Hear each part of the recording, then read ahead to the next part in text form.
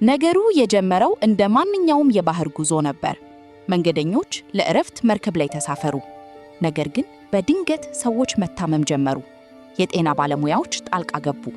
የወጡት ሪፖርቶች ክስተቱን አብዛኛው ሰው ከማያውቀው ብርቅዬ በሽታ ጋር አያያዙት፣ ከአይጦች ጋር የተያያዘ ቫይረስ። ይህ ገዳይ ሊሆን የሚችል ሃንታ ቫይረስ ነው። ሰዎች ስለ አደገኛ ቫይረሶች ሲያስቡ ብዙውን ጊዜ የሚገምቱት ወረርሽኞችን ነው። ነገር ግን ሃንታ ቫይረስ የተለየ ነው። ብዙውን ጊዜ በዝምታ ይደበቃል፣ በአይጥ ጎጆዎችና በአሮጌ ክፍሎች ውስጥ። በቅርቡ በደቡብ አሜሪካ አቅራቢያ ከተጓዘ መርከብ ጋር ተያይዞ ሃንታ ቫይረስ ወደ ዓለም አቀፍ ዜናዎች ተመልሷል። በርካታ መንገደኞች መታመማቸው ተዘግቧል። ይህም የዓለምን ትኩረት ስቧል። አንዳንዶቹ ጉዳዮች ከአንዴስ የሃንታ ቫይረስ ዝርያ ጋር የተያያዙ ነበሩ። ይህ ዝርያ በቅርብ ንክኪ ከሰው ወደ ሰው ሊተላለፉ ከሚችሉ ጥቂት አይነቶች አንዱ በመሆኑ አደገኛ ነው። ቫይረሱ በሰፊው የታወቀው በ1990ዎቹ ውስጥ በአሜሪካ ፎር ኮርነርስ አካባቢ ምስጢራዊ ወረርሽኝ ከተከሰተ በኋላ ነው። ጤነኛ ወጣቶች በድንገት ከባድ የመተንፈስ ችግር አጋጠማቸው። ታካሚዎቹ መጀመሪያ ላይ ተራ ምልክቶችን አሳዩ፣ ትኩሳት እና ድካም።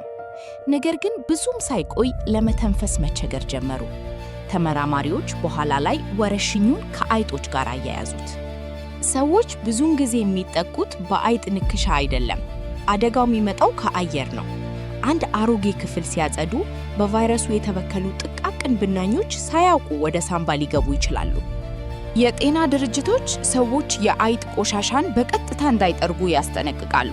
ምክንያቱም ይህ አደገኛ ብናኞችን ወደ አየር ሊለቅ ይችላል። ይህ የማይታይ ስርጭት ቫይረሱን አስፈሪ ያደርገዋል። ምልክቶቹ መጀመሪያ ላይ ተራ ሊመስሉ ይችላሉ። ትኩሳት፣ ራስ ምታትና የጡንቻ ህመም ዋናዎቹ ናቸው። ብዙ ሰዎች መጀመሪያ ላይ ተራ ጉንፋን የያዛቸው ይመስላቸዋል። ነገር ግን ምልክቶቹ በፍጥነት ይባባሳሉ። መተንፈስ አስቸጋሪ ይሆናል። ፈሳሽ ሳምባ ውስጥ መሙላት ሊጀምር ይችላል። አንዳንዶቹ ታካሚዎች ከፍተኛ የሕክምና ክትትል ያስፈልጋቸዋል። በአሁኑ ጊዜ ለሃንታ ቫይረስ የተለየ መድኃኒት የለም። ሐኪሞች የኦክሲጅን ሕክምና እና የመተንፈሻ መርጃ መሳሪያዎችን ይሰጣሉ። ለዚህ ነው ከአይጦች ጋር ያለን ንክኪ መቀነስ አስፈላጊ የሆነው። ሃንታ ቫይረስ ተራ በሚመስሉ ቦታዎች ይደበቃል። ባዶ ጣሪያ ስር፣ በተተወ ጎጆ ወይም በጫካ ውስጥ። ፍርሃቱ የሚመጣው ስጋቱ ማንም ሳያስተውለው አስቀድሞ እዚያ ሊኖር ስለሚችል ነው። በዓለም ዙሪያ የተለያዩ የሃንታ ቫይረስ አይነቶች አሉ። በአውሮፓና እስያ የሚገኙት ዝርያዎች ኩላሊትን በማጥቃት ይታወቃሉ። ይህም የደም መፍሰስ፣ ትኩሳት ሊያስከትል ይችላል። ቫይረሱ ከአይጦች ጋር ለረጅም ጊዜ አብሮ ስለሚኖር አይጦቹን አይገድላቸውም። ይህም ቫይረሱ በአካባቢው ውስጥ ለረጅም ጊዜ ተደብቆ እንዲቆይ እና ሳይታወቅ እንዲሰራጭ ያደርገዋል። አይጥ ያለበትን ቦታ ለማጽዳት መጀመሪያ አካባቢውን በጸረ ተባይ መድኃኒት ማርጠብ ያስፈልጋል። አቧራው እንዳይበተን መርጨት አስፈላጊ ነው። ይህ በቫይረሱ የመያዝ ዕድልን በእጅጉ ይቀንሳል። ተመራማሪዎች አሁንም ውጤታማ ክትባት ለማግኘት እየሰሩ ነው። በአሁኑ ጊዜ ግን ምርጡ መከላከያ ንጽህናን መጠበቅና ከአይጦች መኖሪያ መራቅ ነው። ይህ ለጤናችን እጅግ ወሳኝ ነው። እንዲህ ያሉ ምስጢራዊ በሽታዎች በሰዎች ላይ ከፍተኛ ፍርሃት ይፈጥራሉ። በመርከቡ ላይ የተከሰተው ክስተትም የሰዎችን የጉዞ ደህንነት ስሜትና የቱሪዝም ዘርፉን በእጅጉ ነክቶታል።